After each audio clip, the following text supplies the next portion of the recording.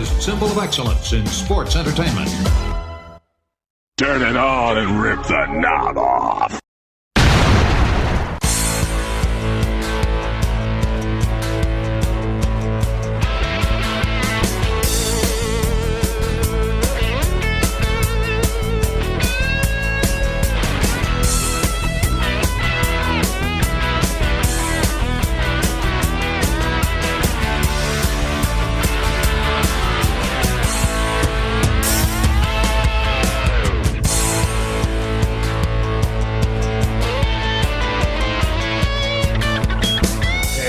Guys, and welcome back to the Wrestling Memory Grenade. Now at episode 114. Oh, and do we have a very special episode this week? A huge episode of the Grenade as we cover a true piece of wrestling history, guys. And I am your host, Ray Russell, here to bring it to you. Yes, indeed, guys, one of the most pivotal moments of the Hulkamania era in the World Wrestling Federation, pro wrestling in general. Not only storyline-wise, but business-wise as well. Talking about that February 5th, 1988 edition of The Main Event, live on NBC.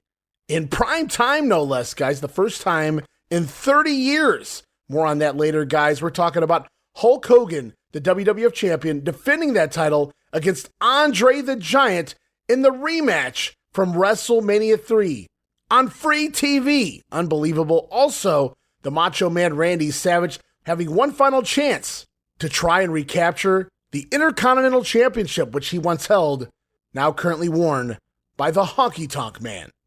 And boy, do we have a lot to get into here today on this episode, so I won't waste any more time. Just a quick reminder, guys, that you can listen to the Wrestling Memory Grenade in our sister shows, like the Regional Wrestling Podcast, where we talk the territories. That's right, guaranteed 100% territory talk each and every time out there on the show. Whether it's Georgia in 1981 with Jamie Ward, the UWF in 1986 with Roman Gomez, or now the CWA, the Memphis territory, in 1985 with guests like Gene Jackson and Steve Crawford. You can also listen to the Wrestling Stoop podcast with the legend himself, Bob Roop, as Bob goes back in time and recounts endless memories from throughout his wrestling career, both in the ring as well as behind the scenes.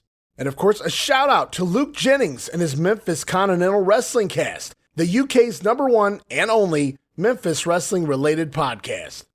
You can listen to all of those shows and more as part of the WrestleCopia Podcast Network, located over at WrestleCopia.com. That's WrestleCopia.com, and anywhere your podcast streaming needs are met, from Apple to Spotify, Pocket Cast, and beyond. And be sure to follow me on social media, guys, for all the latest goings on here at the WrestleCopia Podcast Network. Plus, I'm constantly adding old school video clips and pictures from throughout wrestling history. And you can follow me on social media. You can do so by following me on X, formerly Twitter. You can find me there at Wrestling Grenade. That's at RASSLIN Grenade. Also, follow and like me, Facebook.com/Wrestling Grenade. And hey, guys, while you're at it, you might as well subscribe to my YouTube channel. Talking about youtube.com/Wrestling Grenade. And of course, now would be an absolutely fantastic time to become a WrestleCopia patron. I'm talking about that $5 all access tier over at patreon.com/WrestleCopia. That address again, patreon.com/WrestleCopia. And stick around, guys. Hear me out, because I'm not trying to fund a vacation here. I'm simply trying to pay the bills to keep the WrestleCopia Podcast Network up and running for the months and the years to come. So check this out. You get all sorts of gifts for just $5. I'm talking about all of my insanely detailed book-like show notes, talking pages and pages of show notes for every episode of The Grenade, Monday Warfare, and the Regional Wrestling Podcast. You'll also get early access to many of the podcasts here on WrestleCopia, where you can listen days and sometimes as much as a week earlier than the rest of the listeners. Plus, remastered versions of the earliest episodes of The Grenade Show, going all the way back to 2020, covering the 1989 NWA project. Includes enhanced sound quality, plus new content and conversation never heard before. But that's still not all. You also get digital downloads for your viewing and reading pleasure. Just added another half dozen digital downloads this week. But that's still not it, because of course, you also get that Patreon exclusive watch-along series covering many past WWF and WCW events, and you get all of that, plus random bonus video drops and video casts coming soon. All of that for the low, low price of just $5. No subscription. Cancel anytime. Please show your support. Give it a try for a month. I think you'll like all of the content that I offer. And like I said, every penny of it goes right back here into the WrestleCopia Podcast Network. So please, if you have a few bucks to spare, you're looking to support that next up-and-coming podcast brand, please consider making it WrestleCopia. And help me keep all of these fabulous shows here up and running for the months and the years to come. All right, guys, you know what that means. With all of that out of the way, it's time to jump into one of the big ones. Looking forward to it. There's no looking back once we start this one.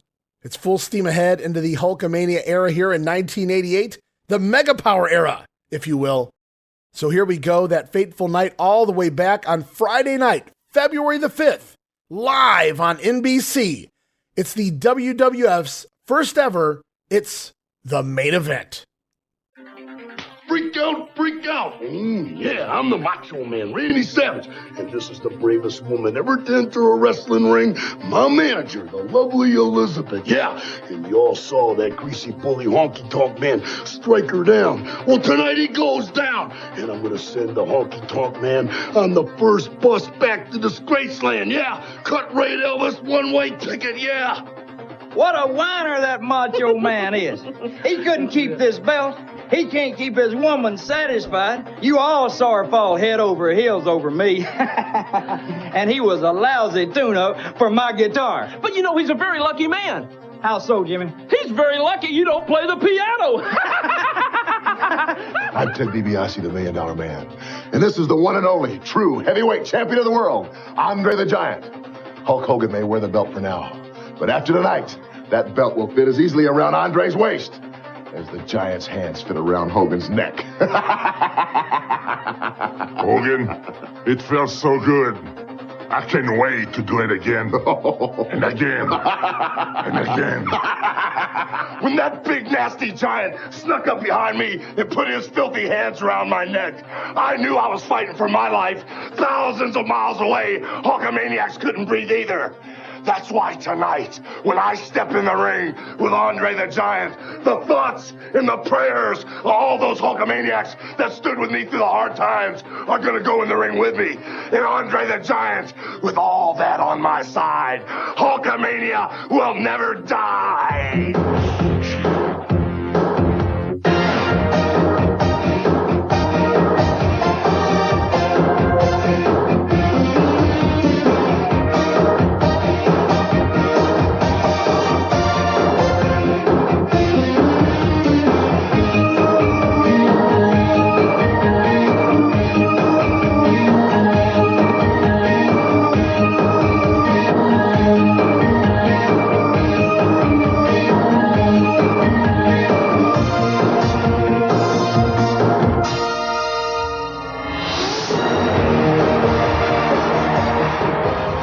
Main event, sponsored in part by Coors Light. There's no slowing down with the silver bullet. It's the right beer now. All right, here we are. Away we go. Like I said, February 5th, NBC Free TV. Coming to you live from Indianapolis, Indiana, the Market Square Arena, which appears to be sold out top to bottom here. And interestingly enough, the Market Square Arena, one of Dick Ebersol, the NBC producer's favorite venues for the WWF. This and I believe it was maybe the Hershey Park Arena. Ebersol just loved the way they looked for the programming, and he couldn't have picked a better venue because this crowd is rocking tonight. Perfect atmosphere for such an event. And get ready to have your minds blown, guys. This event, the main event, pulling in a whopping 15.2 rating. That's equal to more than 33 million homes here in the United States. 33 million. Let that sink in. And to be fair now, while a 15 rating may not have been huge for top TV programs of the time, this was indeed a gigantic success for professional wrestling. And more specifically, obviously, the WWF. As wrestling returns to primetime network television for the first time in 30 years. Not since 1955 The old Dumont Network. Anybody out there remember that one? And by far, to this day, I do believe, the most watched wrestling event ever in the history of the United States. So yeah, this was kind of important. And the main event also marks, as you guys heard, the end of the Obsession, the Animotion theme song for the Saturday Night's Main Event intro here in 1988. We're moving away from those real songs, guys. Moving forward, it's the WWF's version we've all come to know and love. And before we jump into the show, let's talk about some dark matches here, because you guys didn't think they just walked in with 3 matches here in the Market Square Arena, did you? Not that it might not have sold out anyway with the buzz going on here, but here it is. We got a slew of dark matches on the undercard of the night. Going to see Jake the Snake Roberts over the King Harley Race. Well, that was different. I would like to have seen that one. Outlaw Ron Bass over the Birdman Coco Beware. A match originally scheduled to see Demolition take on Ken Patera and Billy Jack Haynes. We know Haynes now gone from the WWF, so it winds up seeing Demolition Axe over Ken Patera there. Also, Hacksaw Jim Duggan defeating his former nemesis in the UWF, the One Man Gang, on a disqualification. The Rock, Don Morocco over the Natural Butch Reed. The British Bulldogs scoring a win over the Islanders. And the Ultimate Warrior pinning Sika, the Wild Samoan. Wow, the Warrior versus Sika. Another one I would have liked to have seen for very different reasons. But some fun undercard matches, some unique different matches like Warrior Sika and Jake and Harley Race, but also some feuds. We get the likes of a few feuds here. The British Bulldogs and the Islanders. It was supposed to be Demolition Haynes Patera. And of course, Don Morocco over Butch Reed there. So quite a stacked undercard for the main event. This, I can't call it a TV taping because we're live, pal. And here we are. It's the main event as we are greeted by Vince McMahon and Jesse, the Body Ventura, on commentary. And I would have grabbed the intro here with them hyping up the card, but their microphones were playing over the loudspeakers in the arena as well, causing a little echo there. And the crowd was just so loud that it was impossible to get a good quality audio bite of their commentary here without tons of background noise. Because you see, guys, back then, everything was recorded on the same track. And because of that, it all blended together, which, as you might imagine, can make things hard to hear when you don't have the option to turn up one sound and turn down another. And that'll come into play here again in just a second at the beginning of the next matchup. And that's why on earlier WWF broadcasts, where they edit the new music in on the Peacock, we can't hear the commentary during the track. Because in order to edit out the music means they also have to edit out the commentary as well. Now, however, later on, we can still hear commentary when the music is changed in the background, because by that point, everything was recorded on its own audio track. Yes, indeed, the wonderful world of technology, folks. And the reason you guys are probably sitting there scratching your head, but wait a minute, I've heard them do that on past Saturday Night's Main Events. Well, guys, that's because a lot of the commentary on the past Saturday Night's Main Events were done in post-production. Remember, SNME, not necessarily a live television program. All right, and now that I've gotten my Audio Technology 101 out of the way for today with you guys, we continue on as we kick off the program by going to a Hulk Hogan workout video. We see the Hulkster training for his big match in a gym somewhere as he awaits the opponent tonight, the rematch from WrestleMania 3 against the 8th wonder of the world, Andre the Giant. And if you guys are watching this along, no, you're not hearing things. And no, it's not a dub over. The tune the Hulkster working out here to sounds awfully familiar. See if you guys can figure this one out.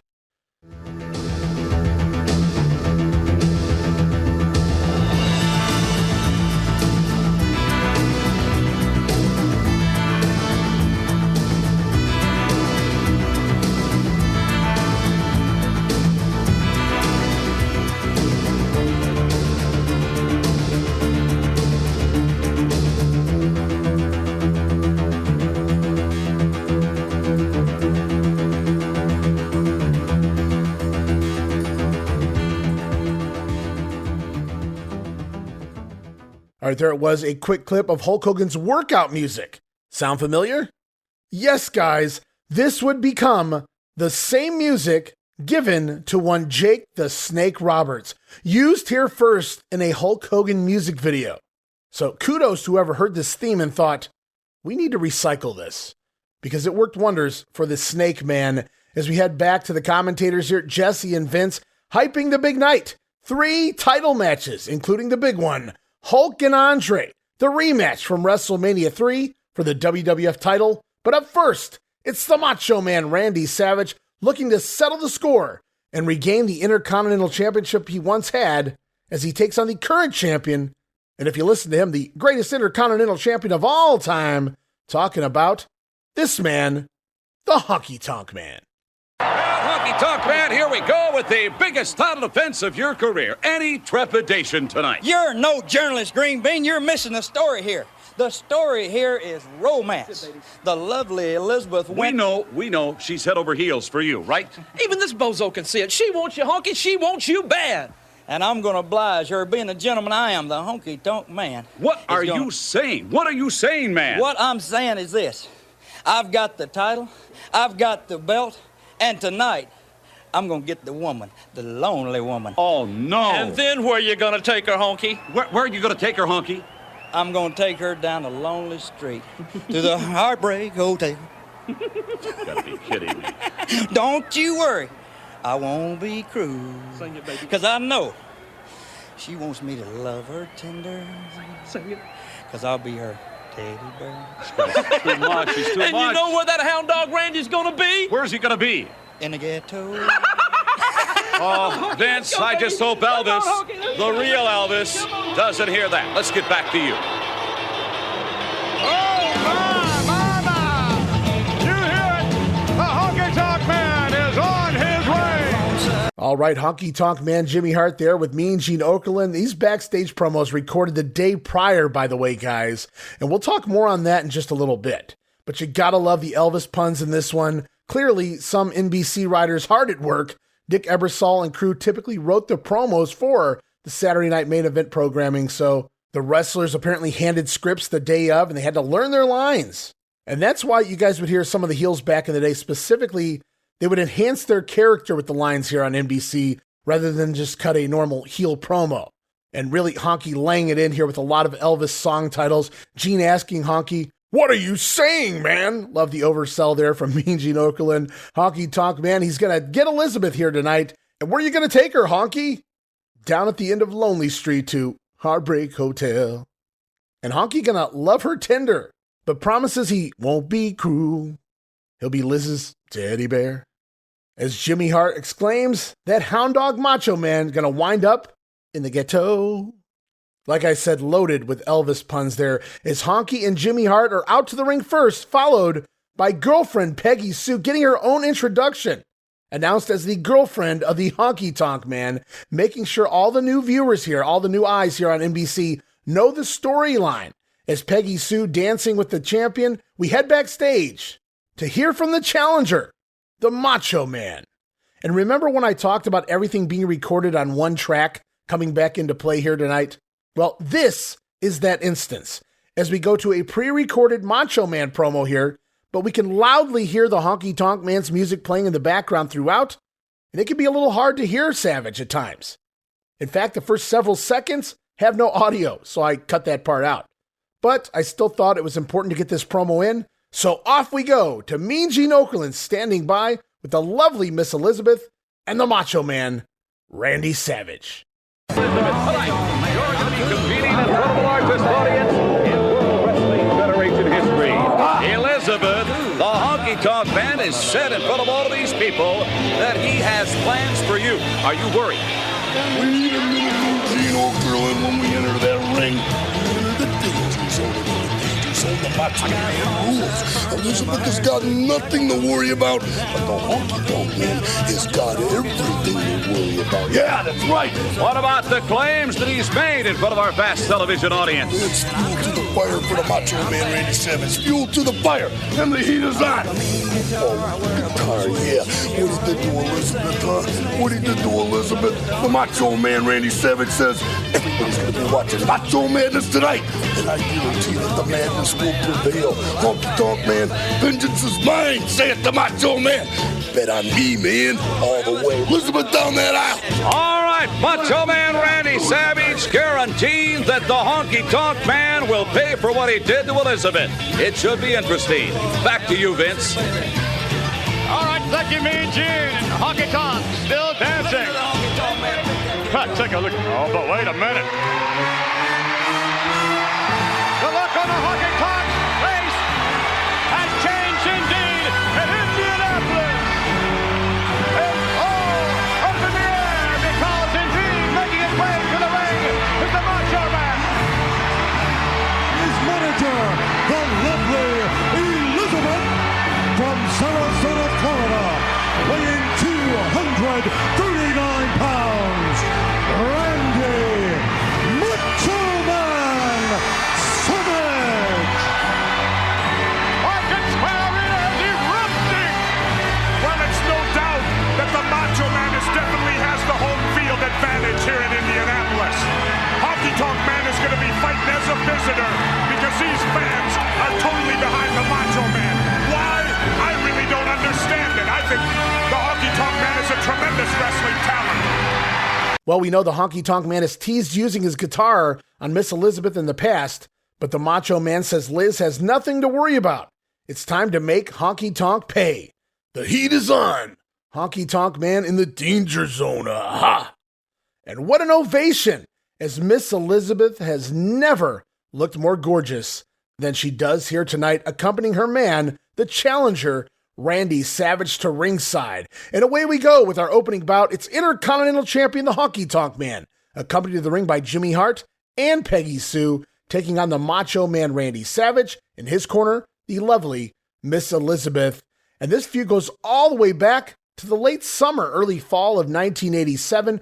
Both men heels at the time, Honky professing to be the greatest Intercontinental Champion of all time, even greater than the Macho Man. And naturally, Randy Savage took exception to those words.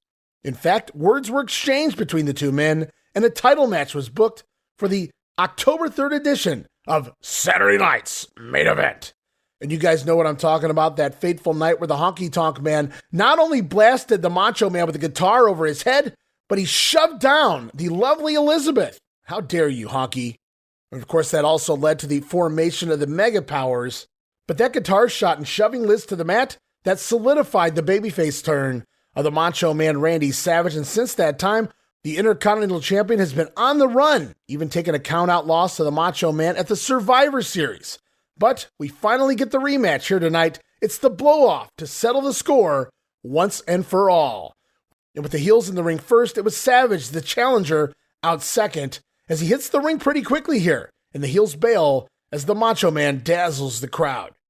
But as Macho prepares for battle, Honky jumps back in the ring and begins stalking Elizabeth, gyrating his hips in the lovely Liz's direction, which not only upsets Liz, but it pisses off the Macho Man. As the referee here for this one, Joey Morella, and the bell sounds as the Macho Man hops over the top rope and begins chasing Honky Tonk Man all around the ringside area until he catches up with Honk and goes to work. Randy Savage landing a multitude of big elbows back in the ring, all to the skull of the Intercontinental Champion, and a running neck snap across that top rope. Great leverage move as always by Randy Savage. And then from there, it's the double noggin knocker. Is Macho going to slam the champion's head into his manager, Colonel Jimmy Hart? So Savage in total control early on here until the Colonel reaches up and grabs the ankle of Savage on the apron, allowing Honky to lower the boom from behind. But Savage manages to block a Honky sunset flip. However, it's tit for tat as the Macho Man misses a corner charge.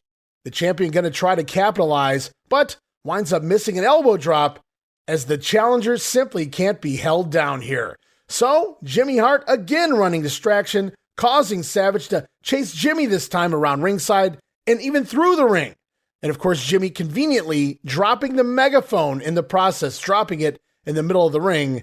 And as referee Joey Morella tries to separate Savage from Jimmy Hart, Honky blasting Savage with the megaphone right in the lower abdomen. Down goes the Macho Man. Is Honky then going to pick Savage apart on the mat? Jimmy Hart even sneaking in a few shots over by the ropes as Honk continues to gyrate his hips in the direction of Miss Elizabeth. It's at that point in the matchup we begin to hear huge Randy chants from the fans, and the chant is loud. And it also seems to work here as the Macho Man begins firing back with a series of elbows and right jabs until the Honky Tonk Man cuts him off with a sit-out clothesline. Nice move. From there, the champion going to drop a series of elbows, but it seems like Honky can't stay focused on the match at hand. He keeps turning his attention back to Elizabeth at ringside. this time going so far as to leave the ring in pursuit. As the Honky Tonk Man slowly begins to stalk Elizabeth around ringside until Liz realizes she's stuck between the Honky Tonk Man on one side, and behind her, it's Jimmy Hart and Peggy Sue. Oh no, Liz. But look out! It's the Macho Man out to save the day! Savage comes rushing around ringside, blasting Honky Tonk Man in the back with a running double axe handle. Ha! Macho tossing Honky back inside, where the champion down on his knees, begging off, as Savage says, that's fine, and he flings Honky back out of the ring, over the top rope, and out to the floor. So the Macho Man ascending to the top rope for the diving double axe handle off the top rope to the outside, and the champion in a bad way now, as Savage going to send Honky back inside. Macho Man going up top again, delivering a second double axe handle off that top rope, making the cover. 1, 2, but the Honky Tonk Man kicks out. And it's Colonel Jimmy Hart back up on the apron as Savage pops up from the cover, grabbing hold of Jimmy Hart, jerking him back in the ring over the top rope and down onto the mat. Macho grabbing hold of Hart as Honky comes charging from behind, but the Macho Man sidesteps, and Honky gonna plant his own manager Jimmy Hart with a knee as the heels collide. And what a sight it was as Jimmy Hart goes rolling out to the floor and Savage locking in the sleeper hold. Taking some lessons from Brutus Beefcake, I suppose, the Macho Man looking to put out the Honky Tonk Man with the sleeper. And I don't know about Lonely Street, but Honky Tonk Man here looks to be on Dream Street. Meanwhile, on the floor, Jimmy Hart already thwarted. Now we see Peggy Sue backing Miss Elizabeth up into the ring post, going so far as to threaten to clock the lovely Liz. But Randy Savage, he sees what's going on, releases the Intercontinental Champion from the sleeper in order to save his manager, as Macho Man jumps out of the ring in between Liz and Peggy Sue, Savage threatening to deck the ladies champion in a wig. That's not Sherry, pal. And with Savage now distracted by Peggy Sue, Honky Tonk Man attempts to jump off the apron with a sneak attack, but he's once again caught by the Macho Man and driven into the ring post. So Honky leaping off the apron, getting blasted by Savage, and then driven headfirst into the steel post. Down goes the Honky Tonk Man on the floor. Meanwhile, the challenger rolling back inside the ring as the Honky Tonk Man is counted out. The Macho Man gonna get the win here in just 8 minutes and 21 seconds. But, as you guys know by now, he doesn't get the title. I wrote, boo. What a bummer of a finish. However, we're not done yet. This is not over. Post-match, Honky Tonk Man snatches his guitar up from Peggy Sue and enters the ring, threatening to play a tune once again on the head of the Macho Man, as Savage backs himself into a corner, swinging in defense. But with his back to the ropes, Jimmy Hart sneaking back up on the apron and blasting Savage in the back of the head with the megaphone. And down goes the Macho Man, as Honky now going to wind up his guitar for a real hit here tonight. But as the IC champion goes to smash Savage with the guitar, Elizabeth rushes in and slides down in front of her downed man. Elizabeth kneeling in front of Savage, pleading with Honky Tonk Man not to swing the guitar, as Honky pulls short from striking Savage and Liz, warning Liz to move out of the way. But when she doesn't, Honky goes to take the swing anyway. Unbelievable. What a creep. But as Honky goes to swing the guitar, the Macho Man popping up to save the day, catching the guitar mid-swing and snatching it away. And Honky Tonk Man wisely bailing from the ring, taking off as the Macho Man obliterates the guitar over the corner steel post. And this, guys, will conclude the 4+ month saga between the Macho Man Randy Savage and the Honky Tonk Man. No, he doesn't get the title. He doesn't even get a pinfall. But he does get to smash the guitar of the Honky Tonk Man. I guess as a consolation prize there, as Savage then having his hand raised in victory before opening the ropes for his lovely manager to re-enter the ring, raising Elizabeth's hand and then placing her up on his shoulder in celebration. And this perhaps may have been the very first time we got that look of Savage hoisting Liz up on his shoulder, and the crowd absolutely eating this up. The Macho Man, also a gentleman, if you will. And my God, Miss Elizabeth looks beautiful here.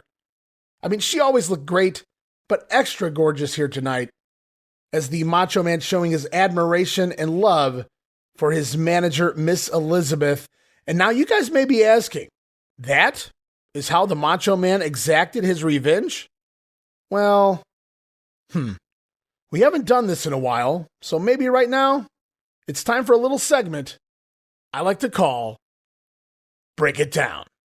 Break it down.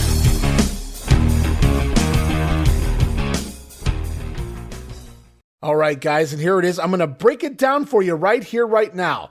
All the hype leading in, months of build-up, the Macho Man finally getting to exact his revenge on the Honky Tonk Man here tonight, and he picks up the victory on a countout, as Honky runs away, lives to fight another day. Now, would you believe me if I told you this was not the original plan for the big event here tonight? As listen to this, the Macho Man was to have originally won the Intercontinental title from the Honky Tonk Man here tonight on the main event. But Honky, he hears tell of it and he says, no. Because the way the match was presented to him, Savage would have had his way with Honky Tonk. I don't know that I would call it a squash, but apparently it would have been fairly one-sided here in front of 33 million people on TV. Honky feeling it was going to devalue him. In fact, he felt disrespected to be basically squashed and lose the title here in just a matter of minutes on national TV in front of those 33 million viewers. So Honky says, no, I refuse to do the job. In fact, going so far as to threaten to leave the company and take the Intercontinental title with him over to Jim Crockett Promotions and the NWA. So Honky kind of pulling that Hulk Hogan, that doesn't work for me, brother card. And this happens the day of the event.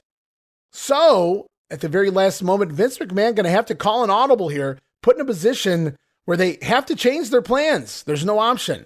So Savage, already monster over, was to regain the Intercontinental title here tonight and go on to WrestleMania 4 and lose somewhere in the tournament to Ted DiBiase, maybe the semifinals, maybe the finals, not really sure. But the thought process was that DiBiase would cheat to defeat Randy Savage, and Savage, he'd still be the Intercontinental Champion and the top babyface, with Hogan going off to the movies here soon. But without that logic now being used, and Macho Man promised to continue to look strong after this matchup and hold a title, plans, they had to be altered, guys, and quite a bit. So Honky Tonk Man retaining the belt here, all the while promising later on that he'd do business when the time was right and the money. So at least we know he makes good on that later this summer. But meanwhile, Ted DiBiase, he gets this dream job here of the $1 Million Man, and he's supposed to become the WWF champion at the end of WrestleMania 4, the end of the tournament. He has that taken away from him, and the title now promised to the Macho Man at WrestleMania 4. So Honky Tonk Man, he keeps the Intercontinental title. Macho Man now going to be the WWF champion, an upgrade. But where does that leave Ted DiBiase, you might ask? Well, almost a year later, he's gifted the $1 Million belt, a mere prop, as a consolation. But it makes you wonder what the plans for everyone involved would have been had the Honky Tonk Man not made that power play. IC champion Randy Savage against the likes of maybe a Rick Rude? Ted DiBiase versus who? Lots of secondary wrestlers here. Jake the Snake, Hacksaw Duggan, Brutus Beefcake? Perhaps the plan was originally for Bam Bam Bigelow to step into that position. And had the Honky Tonk Man lost the belt here, what would have happened to the Ultimate Warrior later in the summer? Lots of questions. So while it's a scumbag thing to do, it's also a business thing to do from Wayne Ferris, the Honky Tonk Man's point of view. And honestly, no matter how much you may disagree with what happened here, it seemed to work out for the better for pretty much everybody involved. The $1 Million Man will remain a hot heel. Randy Savage gets that world title run leading into that epic Mega Powers Explode at WrestleMania 5. And the Honky Tonk Man gets to be champion for another 7 months. And hey, let's not forget about Rhythm and Blues. Okay, bad example there.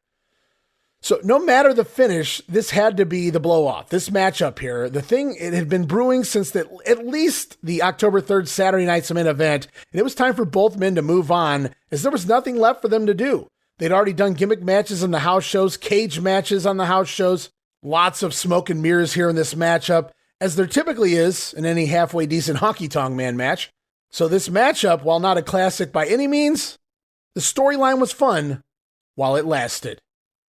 And that concludes this edition of Break It Down, guys. It's up next. The big one is on the way. It's Jesse and Vince McMahon giving us a recap history between the WWF champion Hulk Hogan and Andre the Giant. We see clips here on the main event going all the way back to WrestleMania 3, that controversial near fall that took place early on in the matchup where Andre says it was 3.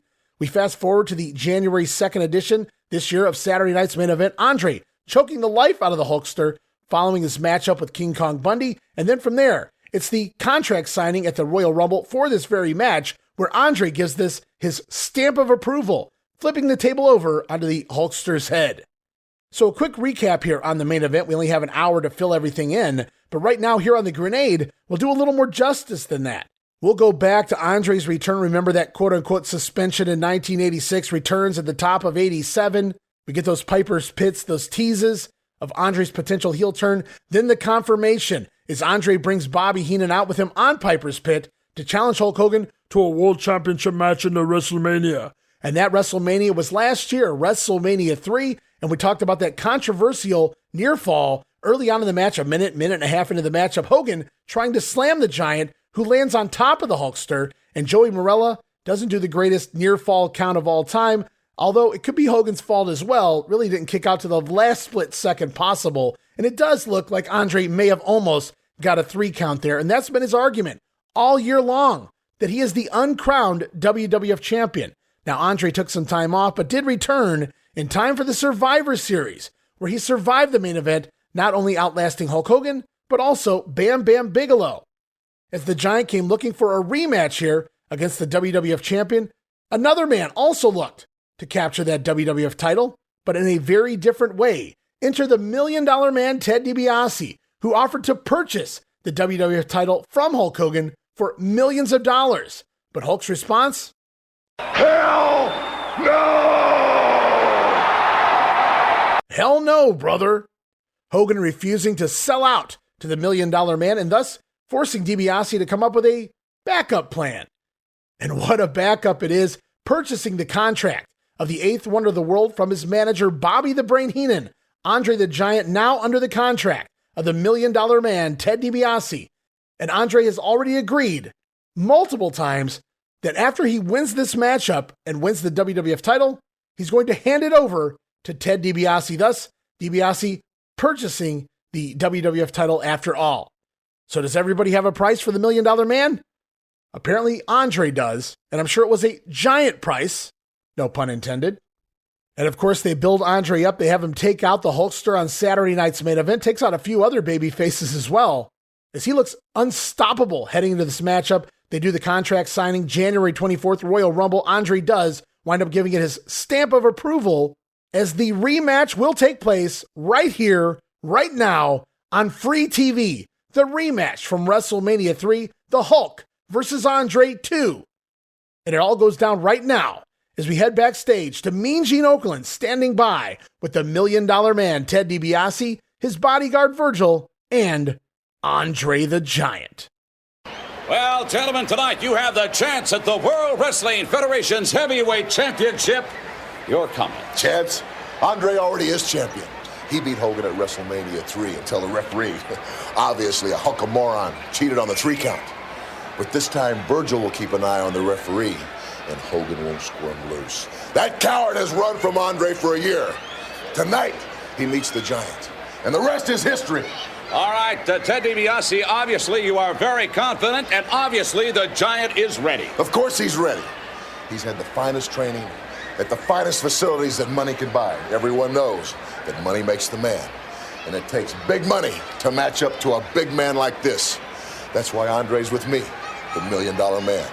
And that's why Hulk Hogan is always with those nickel and dime Hulkamaniacs. Hulk Hogan is small change compared to Andre the Giant. Your account is overdrawn, Hogan, and Andre's gonna close it. Andre the Giant. Once I go get my hands on you, I'll never stop. Never! I'm going to squeeze and twist and squeeze again and squeeze and then never stop it. That's it, Andre! This one's for the money! Let's go! I'm sure it is for the money, Vince. After all, Andre the Giant has millions of reasons to become the heavyweight champ. Let's go back to you. So they have it in their minds that Andre, he's already beaten the Hulkster all the way back at WrestleMania 3, but that referee Joey Marella, a Hulkamoron, and that won't happen here tonight. Joey Marella, not the referee for this one. He reffed that last Savage and Honky match. Is Ted DiBiase confident Andre is already the champion? DiBiase admitting it takes big money to match up to a big man like Andre, millions of dollars spent here. And Hulk Hogan, that chump, just small change. His account will be overdrawn here tonight, and Andre is going to close it. The Giant simply stating he's going to squeeze and twist the body of the Hulkster. And you can just envision that. As the time for talking nearly done, we head backstage one more time. Mean Gene Okerlund standing by with the champion himself, getting ready for this matchup. Here he is, Hulk Hogan. Well, apparently, Hulk Hogan, Andre the Giant has millions of reasons to become the World Wrestling Federation heavyweight champion. Well, with all the controversy, Mean Gene, from WrestleMania 3, I've tried to keep an open mind, man. But I've viewed the film 1,001 times. Andre the Giant, you only had me down for a 2 count. I slammed you and beat you 1, 2, 3 right in the middle. Maybe the plans, the vitamins, and the training is small change to you, multi-million-dollar man. But I've invested my 3 assets wisely in a lifelong profit-sharing plan with all my little Hulksters, brother. Virgil, you watch the referee. That's cool. All my Hulkamaniacs are going to be watching you, multi-million-dollar man. Then Andre the Giant, one-on-one with the whole world watching. I'm going to prove to you I can beat you, and Hulkamania will live forever. All right, ladies and gentlemen, headed to the ring, Hulk Hogan. And now, introducing from Venice Beach, America, weighing 302 pounds, the World Wrestling Federation Heavyweight Champion, Hulk Hogan! There he is, World Wrestling Federation Heavyweight Champion, and he has never looked better for this awesome rematch. I'll give you that, McMahon. I've never seen the champion Hulk Hogan look any better. The guy's ripped, but he better be in the shape of his life. Because Wait a minute, just took one look at Andre. Here he comes. Hulkster coming in. He has the championship belt. He's going to go for Andre. Whoa. Referee, Dave Hebner stopping him. Moving him back to a corner. And the Hulkster stating that he has watched the film from WrestleMania 3 1,001 times, man. It was only a 2 count. And Hogan winded up slamming the Giant and scoring the pin. As the $1 Million Man deals in money, the Hulkster says his investments here tonight are the training, the prayers, and the vitamins, and they will pay off. Hulkamania will live forever. As away we go, we head off to ringside, the WWF champion Hulk Hogan in the rematch against Andre the Giant, only this time, instead of Bobby Heenan in his corner, Andre has Ted DiBiase and Virgil. And with the heels in the ring, we see the champion rush to ringside as he means business here in this WrestleMania 3 rematch, threatening to nail the heels, all the heels, with the WWF title. Wait a minute. The WWF Championship has seemingly changed designs before our very eyes. That's not the same belt the Hulkster had in his promo just moments ago. Since that promo was recorded the day before, the title has somehow grown wings.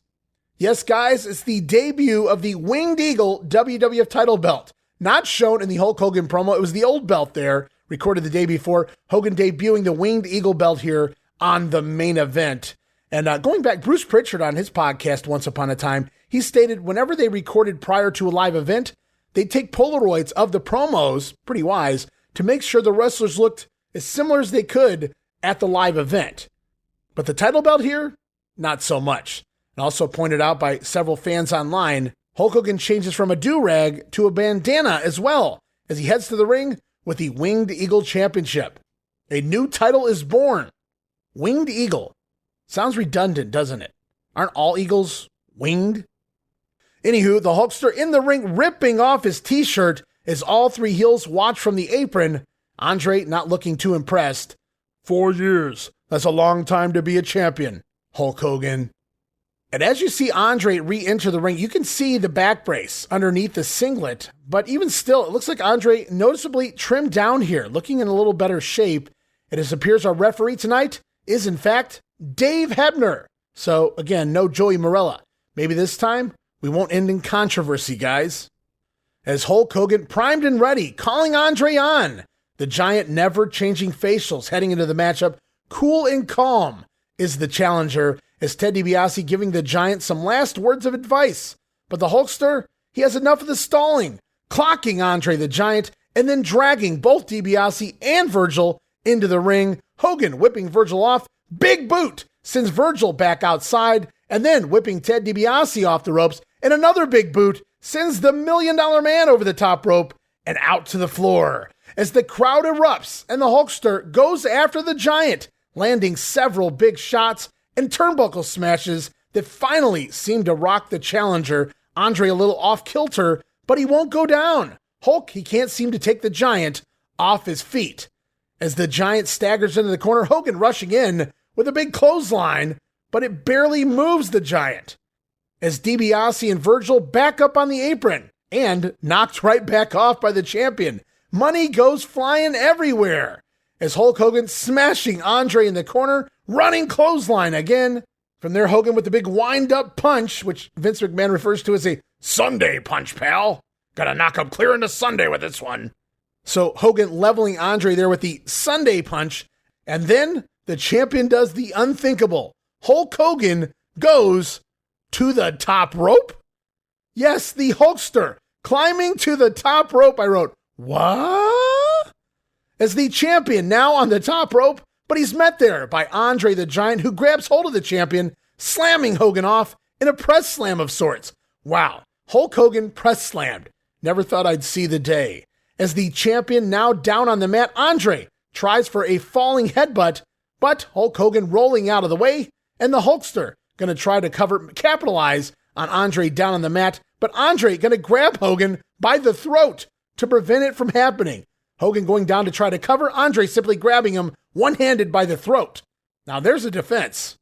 As the challenger then begins choking away on the Hulkster, making sure to break the count at 4 every time. Not going to be disqualified here is Andre. He wants to leave with the belt.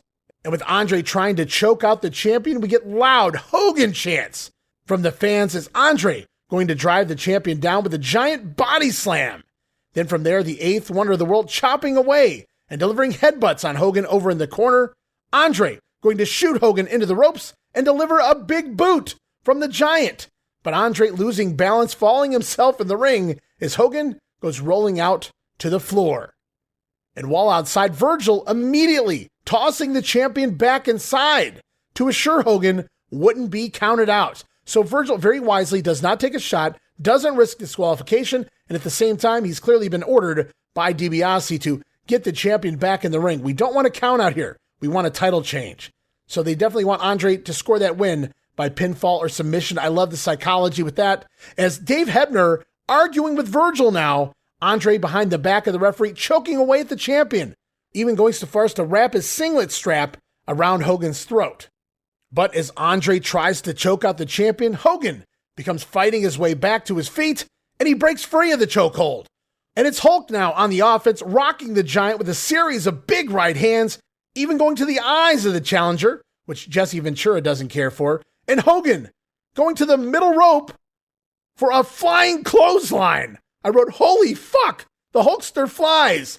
A flying clothesline from Hulk Hogan off the middle rope, and that finally takes down the Giant. Down goes Andre. Down goes Andre. The crowd is absolutely bonkers. I don't know if it's Andre going off his feet or Hogan leaving his feet for that clothesline. And with Andre down, Hogan goes running off the ropes, perhaps looking for that leg drop of doom, but Virgil on the outside grabbing the Hulkster's leg.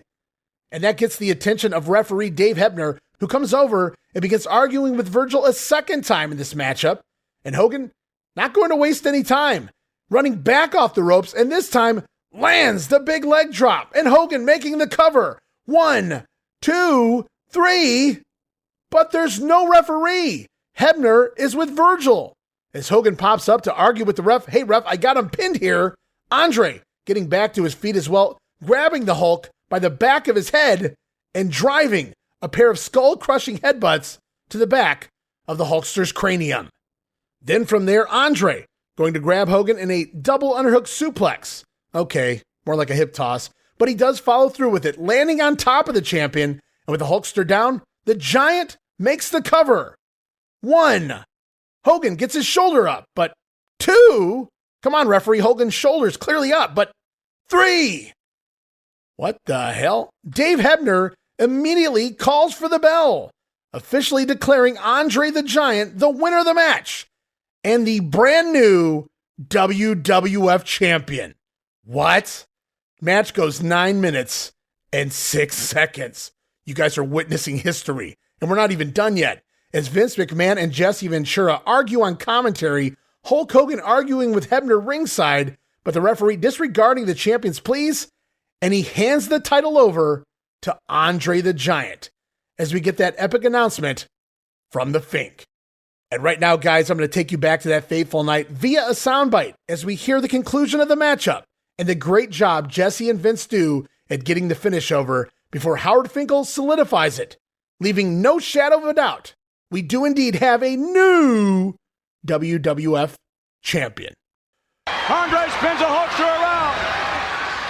Suplex right on top of him. He's on him. 1. We get a 2. That's it. He got him. He got him. He got him. No, he didn't. The referee counted 3. We've got a new world champion. No, we don't either. I told it, McMahon. I told you. I told the world that the Giant would win it. No, sir. That can't be. I don't ever want to hear you doubt me again, McMahon. Never, ever again. Dave Hebner, the referee, is outside. He has the championship belt, I believe, in his hands. Hulkster's looking down at him. He can't believe it. He's saying it was only 2. He can't be giving the title to Andre. He can't be. Hebner counted 3. In wrestling, you don't go by instant replays. This ain't football. It's the referee's decision. I can't believe what a stupid mistake that was. I can't believe that. The guy's only human, McMahon. No, He's just a referee. He can't be. He's going to present it. He presents it to Andre. Raises his hand. We have a new world champion. Ladies and gentlemen, the winner of this bout. No. And new World Wrestling Federation Heavyweight Champion, Andre the Giant. That can't be. There he is, the new world heavyweight champion. And no! It is confirmed. Andre is the new WWF champion, dethroning the Hulkster after a 4-year-plus reign with the gold. But remember the promise Andre made, guys. The financial agreement, if you will, with the $1 Million Man. The myth of Hulk Hogan's over. Well, you are the new World Wrestling Heavyweight Champion. This is no surprise. I told you I'm going to win the World Tag Team Championship. And now, I surrender the World Tag Team Championship to Ted DiBiase. Wait a minute. Hold on, Andre. What are you saying? You surrender the title to Ted DiBiase? And this is the new That's ridiculous. That's ridiculous. Oh, I can't believe it, ladies and gentlemen. Hulkster, it's coming over. He's coming after him. So Andre indeed holding up his side of the bargain. As promised, he hands over the WWF Tag Team Championship. We're going to talk about that, Andre, but he hands over the WWF title to Ted DiBiase. As the Giant then aids Virgil in placing the belt around the cackling DiBiase's waist here, the heels begin to leave ringside, and Hogan yelling for them to come back. What Hogan doesn't see is what is going on behind his back. Wait, is that 2 Dave Hebners in the ring? What is going on? Decision. He's standing by it, and we have a new World Wrestling Federation heavyweight champion. What's going on in the ring? What is going on in the ring? Wait a minute. Is that Dave Hebner? Or is that Dave Hebner? How could there be 2 Dave Hebners? Wait a minute. They look just alike. They look just alike. The guy on the right's Hebner, isn't it? The guy on the left is Hebner. Wait, though. The guy on the right is. Wait a minute. The Hulkster's coming over to figure out which the official referee assigned was a man by the name of Dave Hebner. I can't believe we're looking at 2 Dave Hebners. What's going on here? There's 2 Dave Hebners. What's going on? The Hulkster trying to find out who the real Dave Hebner is. Who's the real Dave Hebner? You tell me, Jesse Ventura, and what is going on here? I think it's the one on the left. I think that Dave Hebner, I don't know who the imposter is. Look at these two. They look like identical twins. They're shoving each other. Move on the right hand. No, I can't believe it. Well, that shows you who the Dave Hebner is. Yeah. The one in the ring took the money. It had to be. There has to be some chicanery going on around here. Has to be something with $1 million man. I wonder what they did with the real Dave Hebner to keep him out of the match. I don't care what, though, but Hogan is not allowed to manhandle referees like this. I don't believe that man's a legal official. Dave Hebner. What are you talking about? Official. He just did the match. How could he not be an official? Hulk Hogan. And I don't know what oh, wait a minute. Coming back. Oh, look at this. Whoever that man is, he's high above the air. The Hulkster knows. Look out. Oh. We'll be back with more of the main event and more World Wrestling Federation action. And there it is, guys, the angle of all angles at the time, a look-alike Hebner, if you will, as we see the real Dave Hebner show up ringside, begin arguing with his clone here, when the Hulkster turns around and catches wind. The Hebners quickly point at one another, can't say that I blame them, who was the real Dave Hebner, and who screwed Hogan out of the title. Finally, it's one of the Hebners clocking the other and punting him in the ribs, sending him out of the ring. Aha! The Hulkster realizing that the real Dave Hebner would have never been so evil. Thus, that means the one left in the ring must be the imposter. As Hulkster grabs hold of the clone Hebner, threatening to deck him, before scooping him up high over his head in a press slam position, Hulk then taking a running head start all the way across the ring and launches the faux referee down the aisle. Now, he was actually supposed to be caught. This is Earl Hebner, the clone, if you will, supposed to be caught by DiBiase and Virgil and Tony Gurria, who was acting as an outside official here. But Hogan, he launches, and I mean launches. Go back and watch this running start. I know it's a 20-foot ring, so it's an 18-foot run across the ring. The 100-some-pound Hebner over Hogan's head, the 300-pound Hulkster, launching Hebner so far, I'm not even exaggerating here, he may have easily landed in the third row had it not been down the aisle. Thus, Hebner, he clears the heads of Virgil and DiBiase and just crash lands onto the aisle floor. I simply wrote, oof. But what a segment, guys. Holy shit. And I don't know that this had the big fight feel of WrestleMania 3 going in, but both guys came to do everything they could here in the ring. Hogan even allowing Andre to toss him off the top rope. And then from there, the Hulkster busting out a flying clothesline. Meanwhile, on the other side, Andre, while still fairly immobile, he gave it his all. And the match was mostly action, if you want to call it that. Not a whole lot of downtime, no rest holds here. Keeping the fans glued to their seats in this one for sure. And the twin referee angle was classic TV, guys. Never mind classic wrestling, but classic TV. Typical TV watchers that settled in for the night, picked this channel, they were easily getting their fix of soap opera stories here. Eat Your Heart Out Dynasty, Dallas, Falcon Crest. As Earl Hebner taking that dive down the aisle, and I don't know that we saw a launch like that again until Spike Dudley and Bam Bam Bigelow. But I wrote, unbelievable. What have we just witnessed? The WWF going to let the fans at home soak it in as we head into a commercial break. And as we come back from break, we see the challengers to the next matchup. Yes, still another title match on this show, supposedly, as we see the Hart Foundation, Bret Hart, Jim Neidhart, standing in the ring with their manager, Jimmy Hart, awaiting their opponents. Down the aisle they come, WWF Tag Team Champions, Rick Martel and Tito Santana, Strike Force. And as they enter the ring, before the action can begin, Vince McMahon takes us backstage to Mean Gene Okerlund, standing by with a very distraught former WWF champion, Hulk Hogan. All right, Vince McMahon, Bedlam and Pandemonium. things in somewhat of a chaotic state here. Hulk Hogan, I'm sure there's going to be a thorough investigation by the World Wrestling Federation into what happened here tonight, and I know you could not be any more disappointed. How much money did they spend on the plastic surgery, man? I had all bases covered. I had the Hulkamaniacs watching DiBiase. I had Virgil in his place. Never in my wildest dreams, Mean Gene, would I think that I would get ripped off by a penny pinching two-timing referee. How much money on the plastic surgery? How much money did he spend to pay the referee off? When I turned around, Mean Gene, they were identical. Identical. Take a look right here, Hulk. Here it is now. Shoulder, brother. There. Look at the shoulder. That's him. The referee is paid off, brother. Look at the $100 bills falling out of his pocket. I know you're disappointed. Hulk Hogan, Vince McMahon, Jesse Ventura, back to you. And the Hulkster in disbelief there, almost crying on camera. And then we go to the classic quote. How much money did they spend on the plastic surgery, man? They were identical, says the Hulkster, as he states, look at the $100 bills falling out of the pocket of that clone Hebner. Easily one of the most emotional and over the top, and I don't mean that negatively, promos that Hogan has ever cut.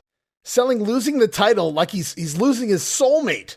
And honestly, better acting here from the Hulkster than in many of his movies. As finally we go back to ringside for the promised third and final WWF title match of the night. Vince McMahon on commentary suggesting that there may be an investigation on that title change of Hulk and Andre, as Jesse Ventura wants it conducted by an unbiased third party and not that on-the-take President Jack Tunney. As we head back to the ring for the third and final promised title match of the night, it's the WWF Tag Team Champions Strikeforce defending against the former champions Hart Foundation with manager Jimmy Hart. And this was sold on TV as the blow-off to this feud that started back in October when the fairly newly formed Strikeforce shocked the world, defeating the Hart Foundation for the tag team titles. It was Rick Martel forcing Jim Neidhart to submit to the Boston Crab, a submission that the Harts have denied ever since. The former champions have been chasing their gold ever since, and tonight, their final opportunity, at least on TV.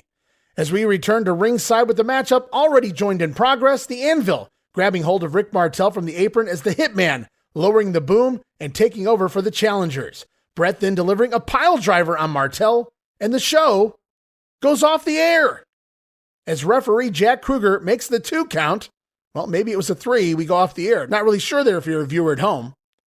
There's maybe somewhere between 25-30 seconds of this matchup actually shown joined in progress from that Hulkster promo, and then we immediately go off the air. One move, the Hitman's pile driver, is all we get to see here. So the 2 big title matches took up the full hour, and the tag teams forced to barely make it on air.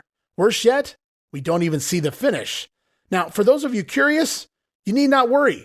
Though it was for the best in the ring here, this match doesn't go on another 10, 15, 20 minutes.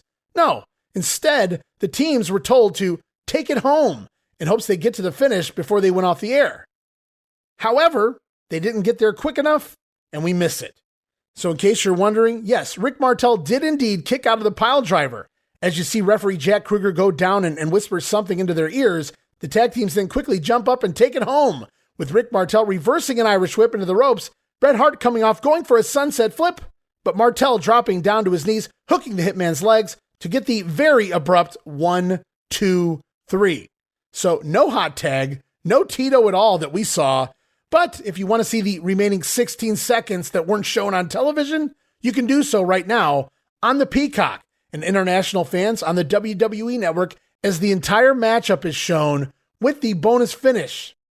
Yes, guys, you get the entire 46 seconds shown there on the main event. And what little match that happened prior to that took place during the Hogan promo, a very unfortunate way to blow off a tag title feud. Nevertheless, the Strikeforce do retain. And before we close out this grenade, I wanted to follow up on the Twin Hebner ordeal, as both men have claimed they were injured during this angle. Dave Hebner has stated in the past that they wound up abruptly canceling the twin referee angle here. It was dropped because Brother Earl actually broke one of Dave's ribs when he punted him from the ring here. And it was a good shot. I'm not sure if that's true or not, but it kept Dave out for a few weeks. I don't think he returns until WrestleMania 4. Meanwhile, on the other end, Earl Hebner stated that he injured his rotator cuff when Hogan launched him down the aisle. Welcome to the WWF, Earl. Earl claimed they had actually practiced it in the WWF warehouse. Hulk Hogan walking around with Earl and then dropping him over the top rope down onto DiBiase and company. But here, the Hulkster, he took a running start and launched him, brother. Now on the other end, Bruce Pritchard has claimed that Earl was fine after this matchup. Came backstage, celebrated with everybody. It went off without a hitch. But Earl has rebutted that, stating he was simply excited and on adrenaline. Didn't really realize immediately how hurt he actually was, but he did wind up requiring nearly 2 months of therapy. Now that, I can believe. That was a hell of a toss. How he got up from that not injured, I'd never know. But the best part of this whole thing was going back to the day of the Rumble. Remember, they were competing against Jim Crockett Promotions, the NWA's Bunkhouse Stampede pay-per-view? Earl Hebner had been the referee that night for the main event, even raising the hand of Dusty Rhodes after the Bunkhouse Stampede. 12 days later, this is where we are. So either this was planned and very hush-hush while Earl was still with the competition, or you want to talk about an epic last-minute booking decision. Not bad, huh, pal? As we wind up here, my closing thoughts on this one. Well, if you came for classic matches with 5-star ratings, this ain't it. But the stories told are proof that pro wrestling surpasses just having a good match. The heroes and villains both shine here in their own ways. The Hebner's angle, next level for wrestling at the time, right? Maybe even now, as DiBiase going to leave with the championship. For the moment, Hulk Hogan wanting his title back, Andre, the roadblock in his way, DiBiase proves that he can indeed buy anything. Meanwhile, the Honky Tonk Man retains the Intercontinental Championship, the Macho Man, coming out the true hero here, showing his love, admiration, and respect for his manager, the lovely Miss Elizabeth. So wins across the board as it all begins to set up WrestleMania 4. Though I got to admit, a little bummed about that tag team matchup getting booted, but let's be real, guys. It was there as third place filler. No promos, no hard intro, and really, seeing Strikeforce beat the Hearts on TV, it wouldn't have done anything for either team in the long run. Would it have been nice to see the match? Absolutely. But it was just worlds below the stories being told here in the other two bouts. So kudos to Vince McMahon for putting this on free TV, national broadcast television at that. Did they make more money at WrestleMania 3? Absolutely. But you can't beat 33 million people tuning in to watch your product. You could call this the greatest advertisement of all time. And people often argue about the Attitude Era, the Ruthless Aggression Era, the Modern Era, what was good, what was bad, but you'll hear very few people argue that this piece of wrestling history here, the story told here, wasn't a success. And let's be honest, creative as hell. Even if there wasn't much of a follow-up to the twin referees. And let's not forget, for as clever as the Twin Hebner title change was, it was the other match, the Intercontinental title match, and Honky Tonk Man's stubbornness that would truly change WWF history. In the history of the business, there are very few shows you can point to and say that this match, perhaps hooked thousands of new wrestling fans. But this here was one of those events. Certainly a monster hour of TV for the World Wrestling Federation. And wow, what a fun episode this has been, going back and reliving the main event. All roads now lead to WrestleMania 4. For the moment, the $1 Million Man Ted DiBiase, the WWF champion, thanks in part to Andre the Giant and Earl Hebner. The Hulkster, seen crying for his gold. He wants his belt back, a title of which he held for over 4 years by this point. And though Randy Savage didn't get that IC title, you can just tell bigger and better things are coming for the Macho Man. As next time around, guys, we return with news and results for the month of February here in 1988 in the WWF. All the latest goings on here in the World Wrestling Federation. Can't wait to get to that. Look at some of the house shows as well, with the $1 Million Man announced as the WWF champion in both Philly and Boston. So lots of great news, matches, and sound bites coming your way next time around. So I hope you guys enjoyed this special main event edition of the Wrestling Memory Grenade. And don't forget to check out all the other great podcasts here on the WrestleCopia Podcast Network, located over at WrestleCopia.com and anywhere your podcast streaming needs are met. Also follow me on social media, guys. Follow me on X at Wrestling Grenade. That's at RASSLIN Grenade. Facebook.com/Wrestling Grenade. And subscribe to YouTube.com Wrestling Grenade, and of course, that $5 all access tier over at patreon.com/WrestleCopia. That address again, patreon.com/WrestleCopia. Help keep shows like this right here, The Grenade, up and running for the years to come. And of course, as always, I am your host, Ray Russell, saying from pillar to post and coast to coast, you pull the pin and I'll pick up the pieces right here on the Wrestling Memory Grenade. I'll see you next week. Don't miss it. Be there!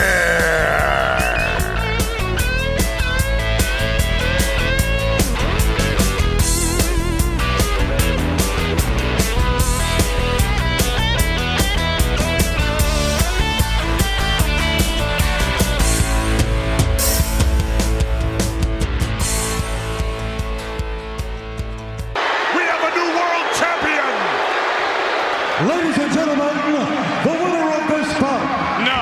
And new World Wrestling Federation Heavyweight Champion, Andre the Giant. That can't be. There he is, the new World Heavyweight Champion. How much money did they spend on the plastic surgery, man?